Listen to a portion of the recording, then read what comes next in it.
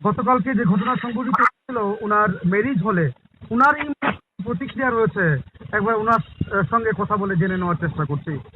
Sir, আপনাকে স্বাগত জানাচ্ছি আমাদের মৃণালিনী এনএন। नमस्ते। नमस्ते सर। हम आपसे जानना चाहते हैं जो काल जो घटना घटी थी आपका जो मैरिज हॉल में, तो इसके बारे में आप क्या बोलेंगे? नहीं, मैं तो महारानी के संग हूँ क्योंकि उनका तबीयत ठीक नहीं है कलकत्ते में। अच्छा। मैंने वीडियो में देखा है जो आपने देखा है। हाँ सर। तो ये पूरा मैटर का इन्वेस्टिगेशन ठीक से होना चाहिए और जो भी गिल्टी है उनको उनके खिलाफ एक्शन लेना चाहिए और अगर किसी ने प्रोटोकॉल तोड़ा है तो उनके खिलाफ भी एक्शन लेना चाहिए, बस। सर, और दूसरा जो क्वेश्चन है सर, जो प्रोटोकॉल तोड़ा है, जो गाइडलाइन तोड़ा है, उनके बीच में मामला हो सकता है, तो आपको क्या लगता है जो डीएम जो एक्टिविटी काल उनका था, वो डीएम मैंने पूरा प्रोटोकॉल में वो थे काल, या प्रोटोकॉल में मैंने प्रोटोकॉल से बाहर जाके वो काम किए है काल? मैं नहीं होता हूँ कोई डीएम को बताने वाला क्या प्रोटोकॉल है क्या नहीं है। हाँ सर। वीडियो में जो देखा गया एक्सेसिव, थोड़ा सा एग्रेशन एक्सेसिव था। अच्छा। लेकिन वो इन्वेस्टिगेशन ही पूरा करेगा, मुझे इसमें कुछ कहना नहीं है। जहाँ तक बात है कि उन्होंने कहा है कि मेरे मैरिज हॉल को 1 साल के लिए वो लोग बंद कर देंगे, बैन कर देंगे, तो आई वेलकम इट। आप बंद कर दीजिए, मुझे कोई शौक भी नहीं है शादी बाड़ी चलाने के लिए। पिछले 1 साल से तो कोरोना के लिए कुछ ऐसा भी कोई खास तो काम नहीं हो रहा है। हाँ सर। तो बंद कर देंगे तो बंद करने दीजिए, मुझे कोई आपत्ति नहीं है।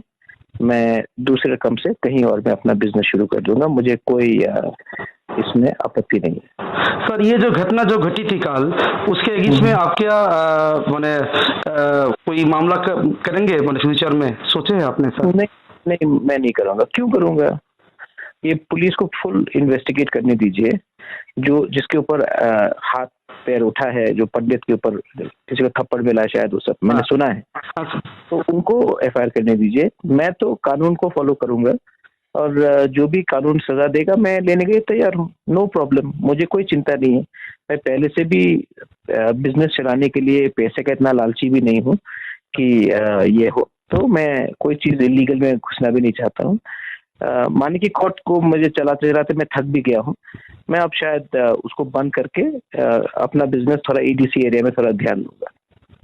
सर, लास्ट जो क्वेश्चन है सर आपसे, वो है ये कल शैलेश यादव जी ने बोले हैं कि 1 साल के लिए बंद कर देंगे, या और कुछ आइन का जो बात है उन्होंने बोले हैं, कोई रिटेन लेटर आपको मिला है उनसे? नहीं, अभी तक तो नहीं मिला है, लेकिन वर्बल ऑर्डर है। वीडियो में मैंने भी देखा है। तो जब डीएम वर्बल ऑर्डर देता है, it is as good as written order. Written order will be followed. Verbal order is given, written order is followed.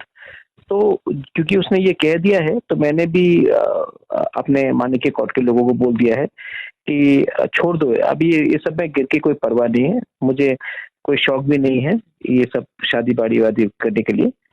तो रिटन ऑर्डर आ जाएगा, क्योंकि उन्होंने कल तो वीडियो के सामने सबको कह दिया है कि 1 साल तक बंद करने के लिए।